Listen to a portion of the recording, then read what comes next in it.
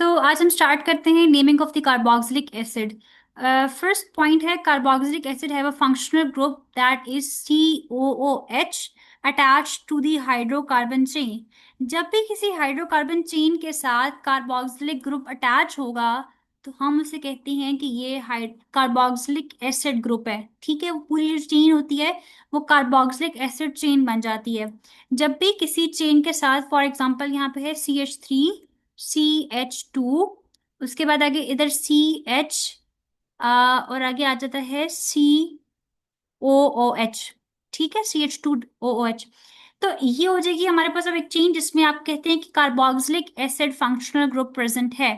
या अगर मैं आपको लिख के दिखाऊं उसका डिस्प्लेड स्ट्रक्चर फार्मूला की फॉर्म में, तो हमारे पास ये कुछ इस तरह से शो होगी।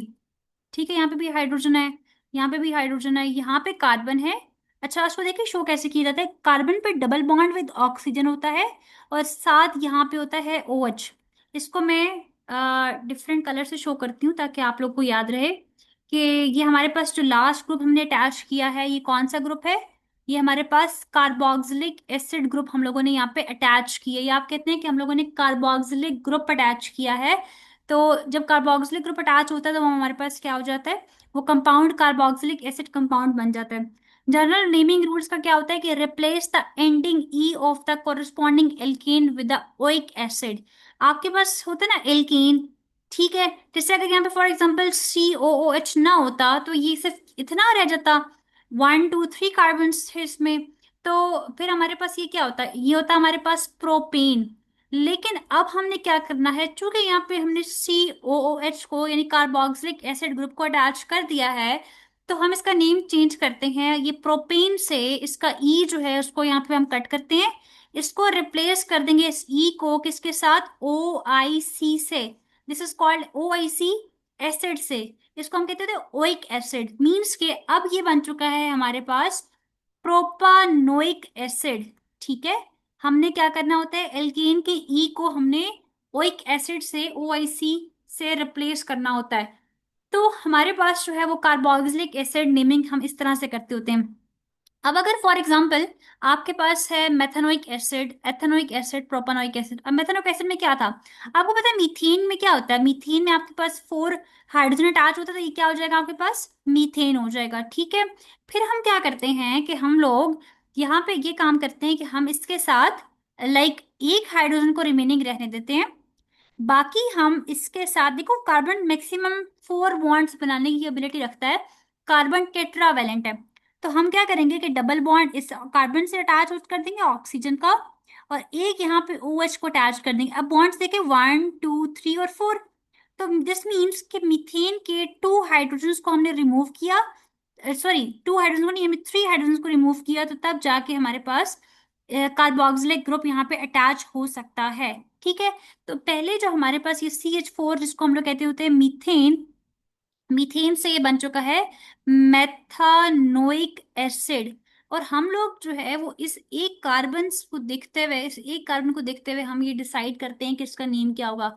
ये आपको वन कार्बन आपको स्टेम का नेम बता देता है। स्टेम का नेम सबका सेम रहेगा, सिर्फ और सिर्फ आपका सुफिक्स चेंज होता है। स्टेम आपका यहाँ पे भी मेथ ही रहेगा, मेथेन ही रहेगा, लेकिन सुफिक्स क्या हो जाएगा, ओइक एसिड। तो इट बिकम्स मेथानोइक एसिड। ठीक है, इसके बाद जब आपके पास 2 कार्बन थे तो उसका देखिए, कार्बन नंबर 1, कार्बन नंबर 1 पे वही हाइड्रोजन अटैच होंगे, लेकिन कार्बन नंबर 2 के हाइड्रोजन को हम रिमूव करके यहाँ पे डबल बॉन्ड ऑक्सीजन का अटैच करेंगे और यहाँ पे एक OH अटैच करेंगे। उसके बाद कोई बॉन्ड देखे रहता है या नहीं, 1 2 3 4 बॉन्ड्स कंप्लीट हो चुके हैं इस कार्बन के, इस मीन्स अब और कोई हाइड्रोजन यहाँ पे आके अटैच नहीं होगा। तो हमारे पास यहाँ पे क्या बन जाता है, यहाँ पे हमारे पास बन जाता है एथानोइक एसिड। क्योंकि हमारे पास 2 कार्बन हैं, so it becomes ethanoic acid. Same हमारे पास सिनेरियो होता है प्रोपानोइक एसिड का भी। ठीक है, यहाँ तक हो गया। इसके बाद इंपॉर्टेंट पॉइंट्स हैं कार्बोक्सिलिक एसिड के लिए कि the carbon of the carboxylic group is always carbon number 1। ये बहुत इंपॉर्टेंट बात है कि जब आप नंबरिंग करते हैं तो आप नंबरिंग कहाँ से करेंगे, आप हमेशा कार्बोक्सिलिक एसिड ग्रुप के कार्बन को आपने नंबर 1 देना है। अब मैं आपको बताती हूँ कि फॉर एग्जांपल आपके पास एक ये चेन है, 1 2 3 4 कार्बन की चेन है। अच्छा, उसके बाद ये देखें, ये आपके पास अटैच है यहाँ पे हाइड्रोजन, इस तरह भी हाइड्रोजन अटैच है। यहाँ पे भी 2 हाइड्रोजन अटैच हो जाएंगे, यहाँ पे भी आके हाइड्रोजन अटैच हो जाएंगे। इसके साथ आपने क्या करना है, double bond with oxygen attach करेंगे और यहाँ पे हो जाएगा OH। अब इसमें अगर आप देखें तो हमारे पास हम नंबरिंग कहाँ से करेंगे, आइदर नंबरिंग हम लेफ्ट टू राइट जाएंगे या राइट से लेफ्ट आएंगे। याद रखिएगा जो ये कार्बोक्सिलिक ग्रुप है आपके पास ना, इसको हम कहते हैं कार्बोक्सिलिक ग्रुप। इस कार्बोक्सिलिक ग्रुप का जो कार्बन है ये कार्बन नंबर 1 होगा। ऐसा नहीं करना कि आपने इस कार्बन को कार्बन नंबर 1 दे दें। लाइक कुछ बच्चे ये मिस्टेक करते हैं कि वो कहते हैं ये तो कार्बोक्सिलिक ग्रुप है ना, चेन तो यहाँ स्टार्ट हो रही है तो 1 2 3 कर देते हैं। नो, ये रॉन्ग वे है, इस तरह आप नहीं कर सकते। आपने हमेशा इस कार्बन को कार्बन नंबर 1 देना, 1 2 3 4। जब इससे अटैच हो गया तो अब इस चेन का ये पार्ट बन चुका है। इसका नेम हम लोग ब्यूटानोइक एसिड रखेंगे। कुछ बच्चे क्या करते होते हैं, कहते हैं कि ये तो हमारे पास कार्बोक्सिलिक एसिड ग्रुप है ना, बाकी चेन है पूरी, तो हम इसको नाम देते हैं फिर प्रोपानोइक एसिड। इन 3 कार्बन के साथ आगे एक कार्बोक्सिलिक ग्रुप अटैच है तो ये प्रोपानोइक बनता है। नो, ऐसा नहीं करना आपने बीच में, ये भी आपकी चेन का पार्ट है, ठीक है। ये भी चेन का पार्ट है, ये कार्बन नंबर 1 है, ये 2 है, ये 3 और ये 4 है, तो it becomes butanoic acid. Second point है, therefore numbering always starts from the carboxylic carbon. The name show in the bracket is the common name of the compound. आपको अच्छा, आपको जो नेम शो किया है ब्रैकेट के अंदर, ब्रैकेट में जो कॉमन, अच्छा हाँ, कुछ नेम्स आपको बुक पे शो किए गए, आपको बताती हूँ। अच्छा, यहाँ तक कोई कंफ्यूजन है किसी को, कोई पॉइंट समझ ना आए हो आप लोग को? No ma'am. सबको क्लियर है? जी अब्दुल क्लियर। रहमान, इब्राहिम, फातिमा, सबको क्लियर है? क्लियर है। ठीक है। अच्छा, एक और बात यहाँ पे कॉन्सेप्ट समझ लें कि आपके पास ये जो नेम्स है ना, methanoic acid, ethanoic acid, propanoic acid, याद रखिएगा इनके आपकी बुक में जस्ट ये 3 गिवन है और इनके आपको कॉमन नेम्स भी याद करने हैं। ये इनके मेथेनोइक, एथेनोइक, प्रोपानोइक इनके आईयूपैक नेम्स हैं। ये वो नेम्स हैं इनको इंटरनेशनली हर कोई इनको मानता है। आप दुनिया के किसी भी कोने में चले जाएंगे तो मेथेनोइक, इस स्ट्रक्चर को हर कोई मेथेनोइक ही कहेगा, ठीक है। लेकिन क्या कहते हैं उसको कि कुछ ऐसे नेम्स भी हैं जो कुछ साइंटिस्ट ने रख दी हैं किसी भी चीज के बेस पे। आगे इनकी हिस्ट्री हम नहीं पढ़ते कि क्यों उसको हम फॉर्मिक या एसिडिक या प्रोपानोइक क्यों कहते होते हैं, हम ये बात नहीं पढ़ते। लेकिन आपको पता होना चाहिए इस लेवल पर, 10th क्लास में फर्स्ट सेकंड में जाके आप लोग पढ़ेंगे। सिर्फ 10th में आपको ये बात पता होनी चाहिए कि मेथेनोइक एसिड का जो कॉमन नेम है that is the formic acid. Common name जो है मेथेनोइक का वो क्या है, फॉर्मिक एसिड। एथेनोइक एसिड का जो कॉमन नेम है that is the acetic acid. और हमारे पास प्रोपानोइक एसिड का जो कॉमन नेम है that is the propionic acid. बहुत से बच्चे समझते हैं दोनों सेम है, नो, ये है प्रोपानोइक एसिड, ये है प्रोपियोनिक एसिड, ठीक है। इसी तरह से मैं आपको ना शेयर कर दूंगी आपके ग्रुप्स में, आपके नंबर से मैं शेयर कर दूंगी कि हम लोग जो है वो मेथेनोइक को, एथेनोइक को, प्रोपानोइक को तो इनकी कॉमन नेम हो गए। इसके बाद ब्यूटानोइक को क्या कहते होते हैं और पेंटानोइक को क्या क्या कहते हैं। एटलीस्ट 5 कार्बन्स के, ये 10 कार्बन्स के मैं शेयर कर दूंगी। 10 तक हम लोग इनको क्या क्या नेम देते हैं, जैसे कि 10th पे कौन होता है हमारे पास, एथेनोइक, प्रोपानोइक, यस डेकानोइक होता है ना। तो डेकानोइक का कॉमन नेम क्या होता है, या 10th वाला भी नहीं याद किया जाता है ऑलमोस्ट, बस 7 तक मोस्टली बच्चों को याद होने चाहिए। तो वो मैं आपके साथ जो है वो शेयर कर दूंगी, ठीक है। जैसे हम लोग 4 1 को ब्यूटानोइक को तो उसको ब्यूटारिक कहते होते हैं, 5 पेंटानोइक को हम लोग वेलरिक कहते हैं, 6 का भी इस तरह का एक मैलिक एसिड नेम होता है। तो 7 तक आप लोगों ने याद रख लेना ताकि एग्जाम में कहीं पे कुछ आ जाए तो आपके पास, आपके माइंड में ये ना हो कि हमें तो बुक में से 1 2 3 तक थे तो हमने इतने याद किए, हमें तो आगे आते ही नहीं, अब हम क्या करेंगे। एमसीक्यूज में क्वेश्चन पूछा जा सकता है आपसे, ठीक है। तो इसलिए आप लोगों ने फर्स्ट से लेकर 7 तक एसिड्स के कॉमन नेम्स भी आपको याद होने चाहिए। यहाँ तक हो गया हमारे पास कार्बोक्सिलिक एसिड का कॉन्सेप्ट। और उसके बाद अगर आपसे कोई पूछ ले कि कार्बोक्सिलिक एसिड फंक्शनल ग्रुप को शो कैसे करते होते हैं, तो देखो ये कार्बोक्सिलिक एसिड फंक्शनल ग्रुप की शो इस तरह इसको शो किया जाता है। ये डबल बॉन्ड होता है, उसके बाद आपके पास यहाँ पे और यहाँ पे इस तरह से शो कर दिए बॉन्ड्स। अब यहाँ पे कोई ग्रुप अटैच हो गया, यहाँ पे कोई ग्रुप, यहाँ पे मोस्टली OH तो यहाँ पक्का होता है ना, लेकिन हम लिख नहीं रहे, लिख भी बेशक हैं। इसको हम लोग कहते होते हैं अच्छा, OH अटैच नहीं करेंगे तो फिर इसको हम कहते होते हैं, इसको हम बोलेंगे कार्बोनाइल, ठीक है। ये कौन सा ग्रुप है, कार्बोनाइल ग्रुप है। ये बहुत इंपॉर्टेंट बात मैं बता रही हूँ, ये होता है कार्बोनाइल ग्रुप। और जब हमारे पास ये कार्बन है, इस पर डबल बॉन्ड विद ऑक्सीजन है, यहाँ हमें नहीं पता कुछ भी अटैच हो जाएगा, लेकिन यहाँ पे हमें अब श्योरिटी है कि OH ही अटैच होगा। देन हम इसका नेम रख देते हैं carboxylic acid, carboxylic, sorry carboxylic group. वो कार्बोनाइल ग्रुप है, कार्बोनाइल NYL आता है, ठीक है। और ये होता है कार्बोक्सिलिक ग्रुप। ये आपकी बुक में बात नहीं लिखी हुई, इसको अपने पास नोट डाउन कर ले, ठीक है। कार्बोनाइल में और कार्बोक्सिलिक में क्या डिफरेंस होता है। कार्बोनाइल के दोनों साइड्स पे हम लोग शो करते हैं कि हमें नहीं पता है कौन सा ग्रुप अटैच है, कुछ भी आके अटैच हो सकता है। लेकिन कार्बोक्सिलिक ग्रुप का के लिए मस्ट है कि उसके राइट साइड पे OH ग्रुप अटैच होगा, तभी हम उसको कार्बोक्सिलिक कहते हैं, ठीक है। सो यहाँ तक हम लोगों ने डिस्कस कर ली naming of the carboxylic acid groups. कोई कंफ्यूजन है आप लोग को यहाँ तक। मैम ये जो कार्बोनाइल ग्रुप है, क्या कार्बोक्सिलिक एसिड के साथ इसका कोई रिलेशन है? कार्बोनाइल और कार्बोक्सिलिक का रिलेशन आपस में। Yes ma'am.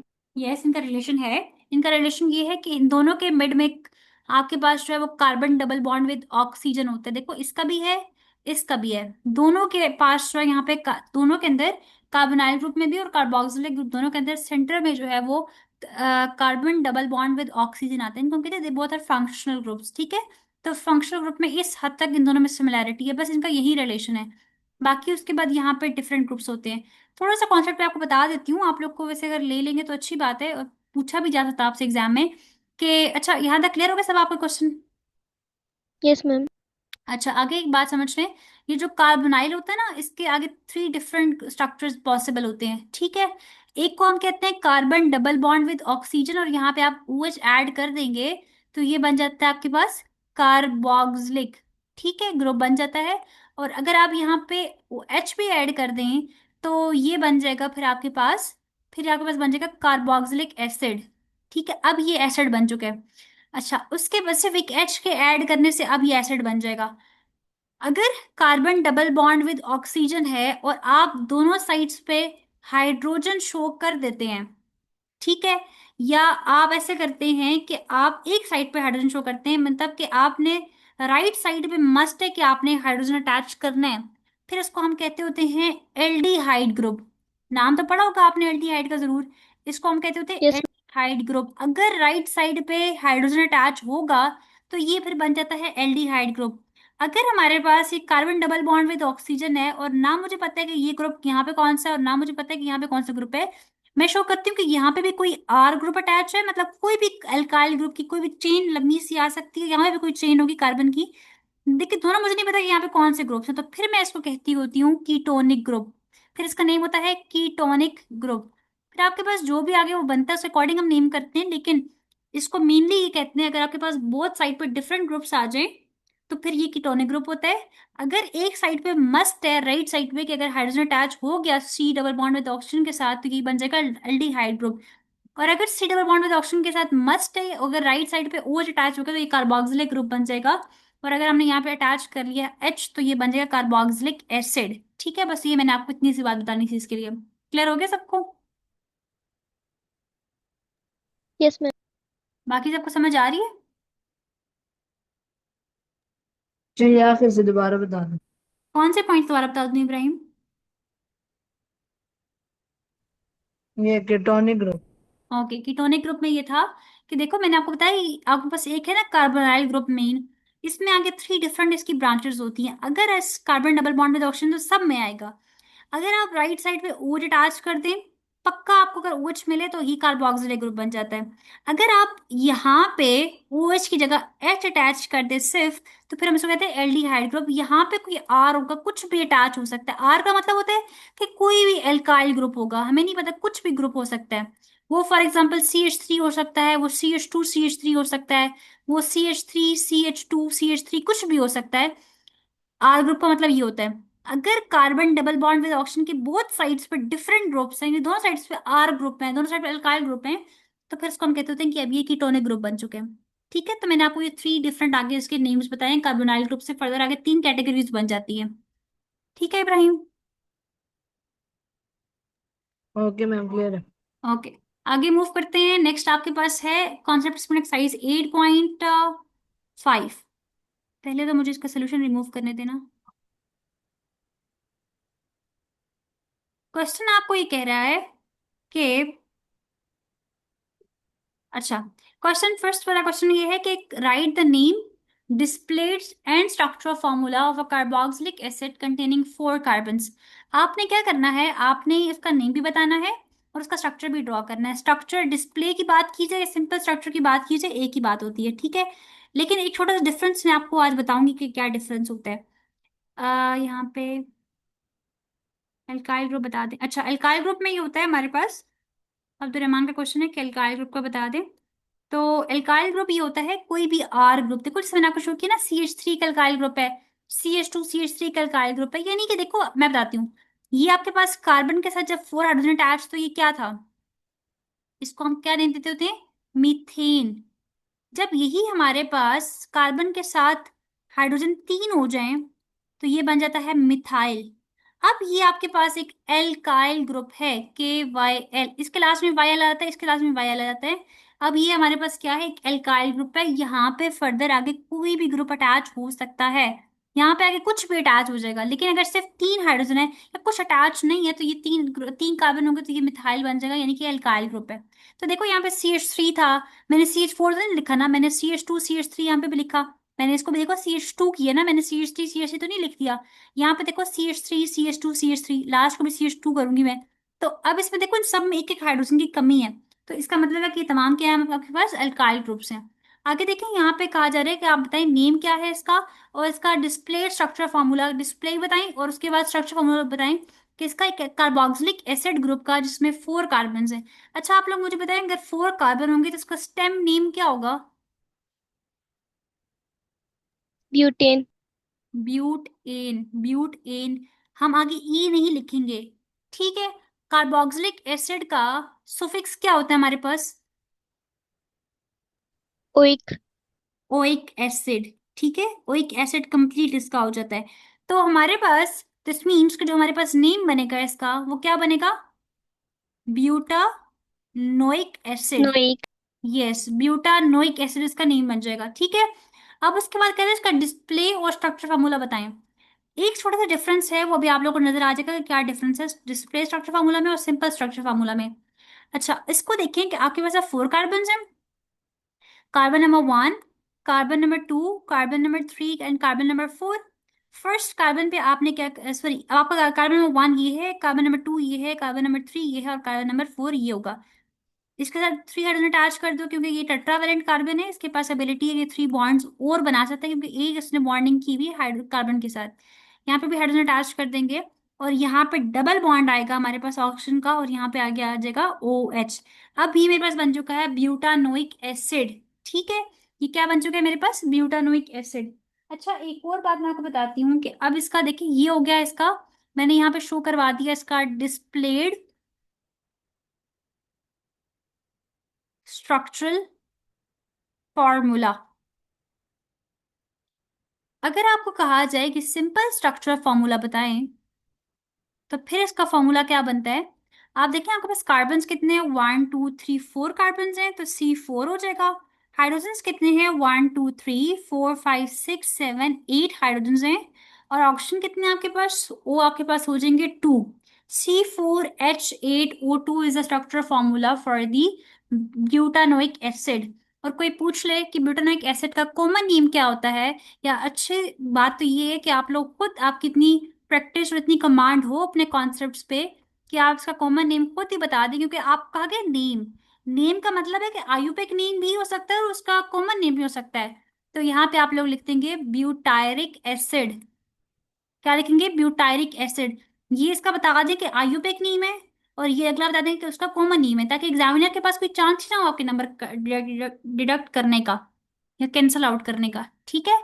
तो आपने क्या करना है कि आपने हर एक एक चीज को शो कर देना। देखो उसने मुझे नहीं पूछा, मैंने आयु पे भी बताया, कॉमन नेम भी बताया, डिस्प्ले भी शो कर दिया, स्ट्रक्चर भी शो कर दिया, आप उसके पास कोई चांस नहीं कि वो मेरे नंबर यहाँ कहीं से कैंसिल करेगा। समझ आ गई आप सबको। मैम एक क्वेश्चन, जी पूछो। इसमें स्ट्रक्चरल फार्मूला और डिस्प्लेड स्ट्रक्चरल फार्मूला ड्रॉ करना है ना, तो हम्म, डिस्प्लेड का मतलब तो ये है कि अलग अलग बॉन्ड्स को शो करना। तो स्ट्रक्चरल फार्मूला का इसमें दो टाइप्स होती है, कंडेंस्ड और डिस्प्लेड। तो कंडेंस्ड फार्मूला हम इसमें नहीं अप्लाई करेंगे। नहीं, अगर आपको कंडेंस कहता, अगर आपको लिखा हुआ था कंडेंस्ड, या आपके पास लिखा हुआ था नॉर्मल स्ट्रक्चरल फॉर्मूला, तो फिर आप ये चीज बताते। इसकी 2 नेम्स है, कंडेंस भी बोलते हैं, नॉर्मल भी बोलते हैं। अब आपको सिंपल कहा गया स्ट्रक्चर फॉर्मूला, तो आप जो है वो ये लिखते हैं। अगर आपको लगता है कि मे बी यहाँ पे कंडेंस होता, वैसे है कॉन्सेप्ट यही है, अगर आप चाहते हैं तो आप कंडेंस भी यहाँ पे लिखते हैं। क्या बनेगा आपके पास? CH3 CH2 CH2 COOH। ये आपके पास इसका कंडेंस्ड या फिर नॉर्मल स्ट्रक्चर फार्मूला हो जाएगा, आप ये भी लिखते हैं साथ। ठीक है। अगर इन केस आपको ये फील होता है कि ठीक है, अगर मेरे एग्जामिनर यहाँ से नंबर मेरा कट कर लेगा, तो आप लिखते हैं बेशक, एक लाइन ही आपकी मैक्सिमम कवर करेगा ना, इतनी स्पेस तो नहीं कवर करने वाला। समझ आ गया सबको? Okay ma'am. ठीक है, नेक्स्ट क्वेश्चन को देखते हैं। नेक्स्ट वन जी आ है, रही है। Okay, identify the class of a following compound and write their displayed and condense structure formula. आपको कौन कौन से गिवन है? आपको कहा कि आपने आइडेंटिफाई करना है ये कौन सी क्लास है, और उसके बाद आपने क्या करना है, उसका डिस्प्ले और कंडेंस स्ट्रक्चर फॉर्मूला भी बनाना है। फर्स्ट को अगर आप देखें तो फर्स्ट क्लास आपके पास कौन सी है? पेंट टू ओल। अच्छा, अब सब एक एक बनाएंगे। उसके बाद सेकंड है पेंटानोइक एसिड। थर्ड क्लास का नेम है पेंट टू इन। और फोर्थ क्लास का नेम है पेंटेन। अच्छा, हम स्टार्ट करते हैं इब्राहिम से। इब्राहिम, आप मुझे बताओ ये पेंट टू ओल किसका नेम होता है? इसका आप मुझे बताओ कि इसकी क्लास कौन सी है। पहले मैं यहाँ पे एक बना देती हूँ, एक यहाँ पे कैटेगरी कर देते हैं इनके, हम लोग यहाँ पे नेम्स लिखेंगे, ठीक है। आप मुझे बताओ पेंट टू ओल किस क्लास से बिलोंग करने वाला है? Ma'am alcohols. एल्कोहल्स, ठीक है। अच्छा, अब मैं जिससे पूछूंगी आप लोगों ने मुझे वन बाय वन बताना है। एल्कोहल से बिलोंग करता है। अब आप मुझे बताओ इब्राहिम, ये पेंटानोइक एसिड किससे बिलोंग करते हैं? Carboxylic acid. Yes, good, carboxylic acid से बिलोंग करता है। कार्बोक्सिलिक एसिड ग्रुप से बिलोंग करता है या क्लास से बिलोंग करता है? अब मुझे बताएं अब्दुलरहमान, आप मुझे बताओ पेंट टू इन किस क्लास से बिलोंग कर रहे हैं?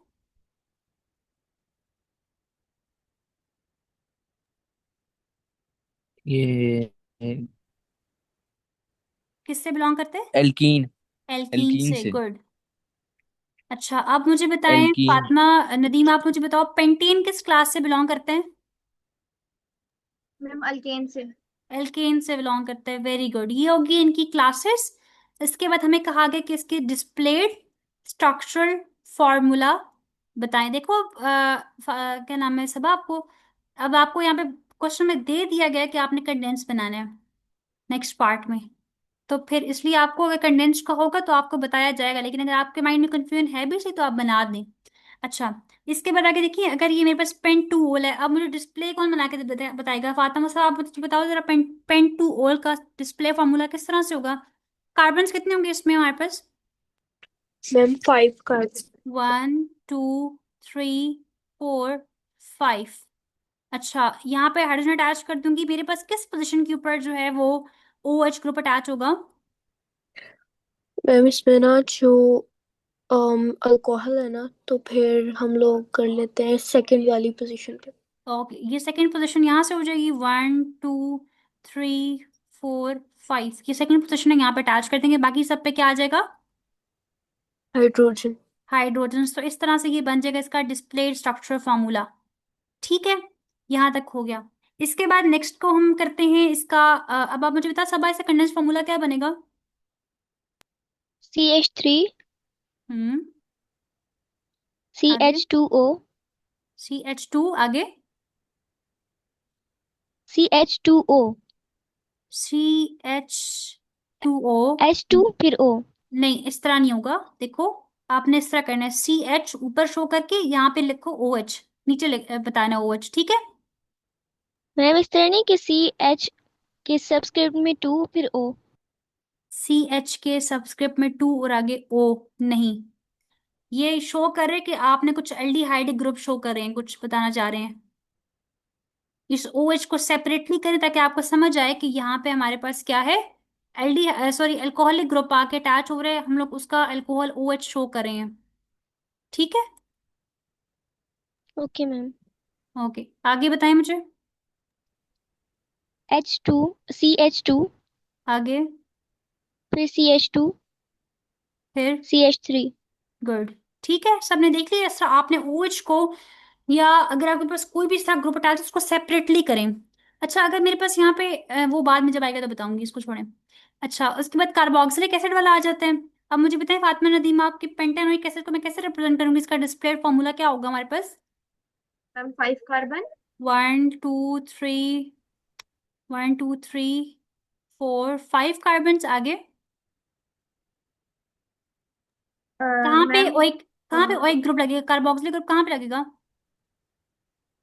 मैम सेकेंड कार्बन में। सेकंड कैसे, इसका नेम तो पेंटा मैम लास्ट है। पे। कहाँ पे? मैम लास्ट पे। यस, लास्ट पे। यहाँ पे। आपको नहीं कहा गया टू, आपको कहा गया बस सिंपल पेंटानोइक, इसका मतलब कार्बन नंबर 1 पे कार्बोक्सिलिक ग्रुप होगा, बाकी सब पे हम लोग हाइड्रोजन को अटैच कर लेंगे, ठीक है। Okay ma'am. ओके, यहाँ तक इसका हो गया। अच्छा, इसके अकॉर्डिंगली इसका देखिए कंडेंस फार्मूला भी यही बन जाएगा, CH3 CH2 CH2 COOH हो जाएगा। नेक्स्ट मुझे बताएं इब्राहिम, आपके पेंटुईन में हम किस पोजीशन के ऊपर ईन ग्रुप लगाएंगे, एल्कीन लगाएंगे? सेकंड कार्बन में। सेकेंड कार्बन के ऊपर जो है वो डबल बॉन्ड आ जाएगा, गुड। और बाकी तमाम पे हम लोगों ने वही 1 2 3 4 1 2 3 4 1 2 3 4 और 1 2 3, यहाँ पे बाकी हाइड्रोजन आ जाएंगे, ठीक है। इस अकॉर्डिंग यहाँ पे बन जाएगा CH3CH। उसके बाद जो है वो दोबारा CH है, इनमें बेशक इनके दरम्यान में डबल बॉन्ड शो करें, जरूर करें बल्कि। CH2 और आगे आ जाएगा CH3, ये आपके पास का कंडेंस बन जाएगा। उसके बाद अब्दुल रहमान, आप मुझे बताओ पेंटेन क्या हमारे पास में क्या होगा?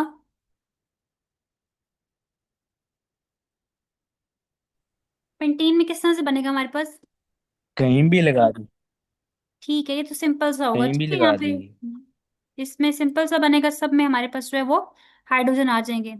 और यहाँ पे भी बन जाएगा हमारे पास CH3 CH2 CH2 और लास्ट में CH3। तो ये हमारे पास हो गए कि कंडेंस्ड फार्मूलाज भी, डिस्प्लेड फार्मूलाज भी, और उनकी हम लोगों ने क्लासेस भी देख ली हैं। कोई कंफ्यूजन है किसी को यहाँ पे?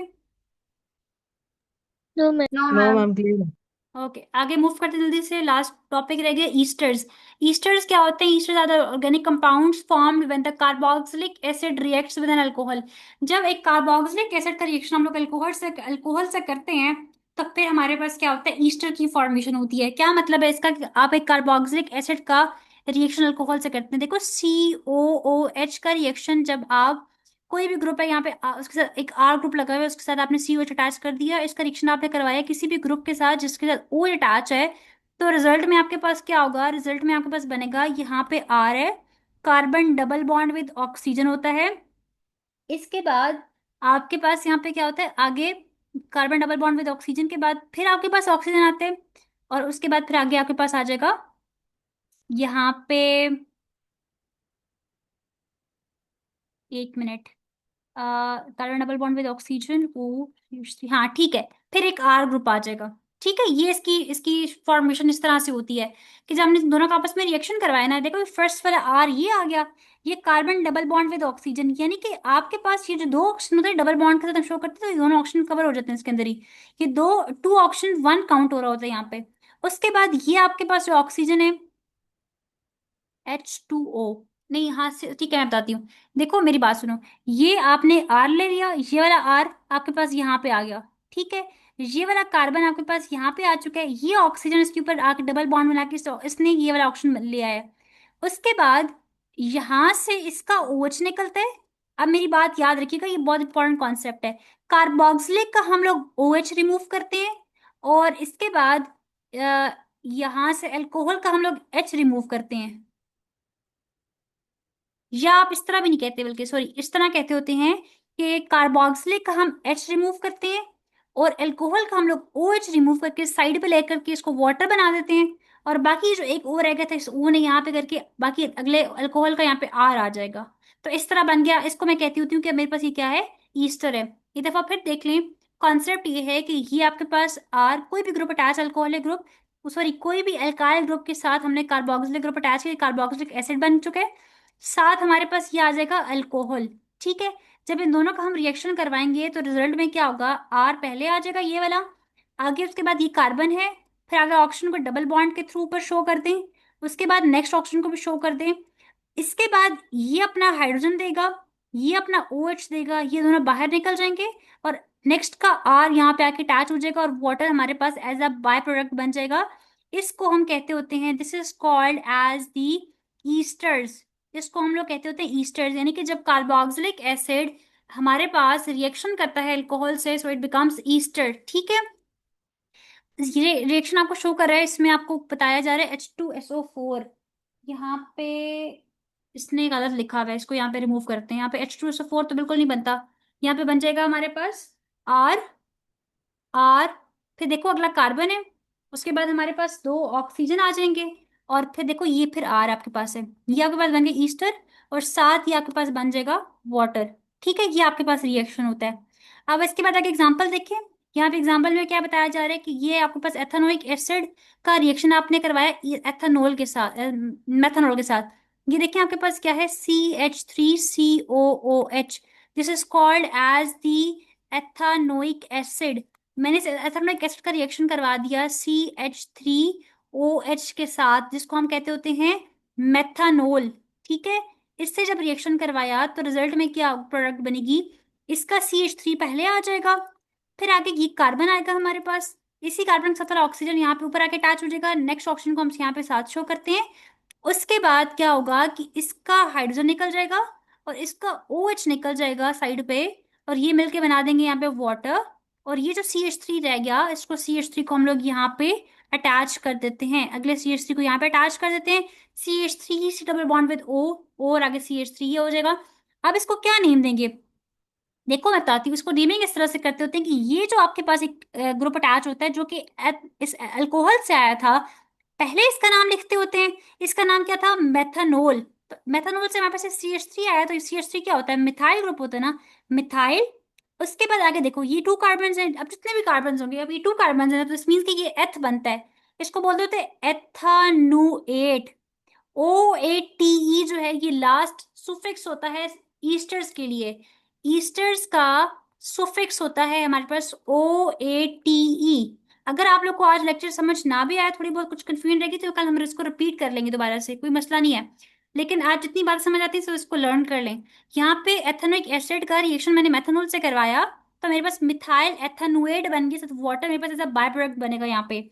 इसने अगर आपसे ना कि MCQ से पूछते हैं कि जब भी एक एथेनोइक एसिड मेथनॉल से रिएक्शन करेगा और मिथाइल एथेनुएट बनाएगा, तो बताएं कि आपके पास कार्बोक्सिलिक एसिड ने क्या रिमूव किया था अपना, कार्बोक्सिलिक एसिड ने अपना क्या रिमूव किया था, तो याद रखिएगा इसने अपना हाइड्रोजन रिमूव किया हुआ है। अल्कोहल ने क्या रिमूव किया था, अपना OH रिमूव किया। ये बहुत दफा MCQs मैंने देख चुकी हूँ, एग्जाम में आता है।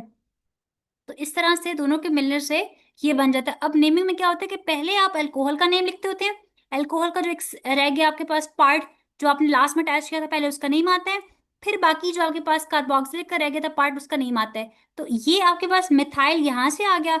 बाकी जो ये रह गया आपके पास एरिया, इसमें देखो 2 कार्बन है। फर्स्ट तो कार्बन को डिसाइड करो कितने कार्बन है, 2 कार्बन है, तो मीन्स एथ आएगा। और आपको पता है कि ईस्टर का जो सफिक्स होता है वो होता है 8, O8। तो ये हो जाएगा एथानुएट, मिथाइल एथानुएट बन जाएगा, और वाटर आपके पास एज अ बाय प्रोडक्ट आ जाएगा। समझ आ गई आप सबको? यस मैम आ गया। Yes, ma'am. कोई कंफ्यूजन किसी को भी? फातिमा समझ आ गई है, फातिमा नदीम आपको, फातिमा मुस्तफा आपको? यस मैम आ गई है। Okay good.